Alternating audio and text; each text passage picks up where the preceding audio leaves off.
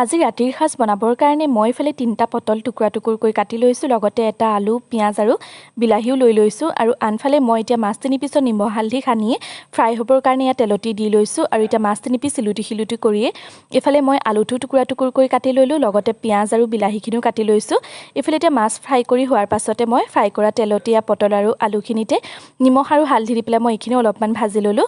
আৰু এইখিনিতে ভাজি হোৱাৰ পাছতে কেৰাহীখনতে মই আকৌ অলপমান তেল দি তাতে কাটি ৰখা পিঁয়াজ, জলকীয়া লগতে বিলাহীখিনি দি ল'লোঁ।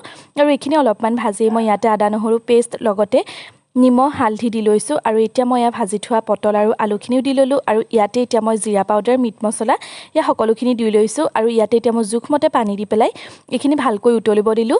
আৰু এয়া এতিয়া ভালকৈ উতলি আহোঁতে মই ইয়াতে ফ্ৰাই কৰা মাছখিনি পিছো দি ল'লোঁ। আৰু এইখিনি এতিয়া ঢাকনা মাৰি পেলাই মই আকৌ উতলিব দিম। আৰু এয়া যে আমাৰ ৰাতিৰ সাজ ৰেডি হৈ গ'ল, পটল আলুৰ লগত মাছৰ জোল।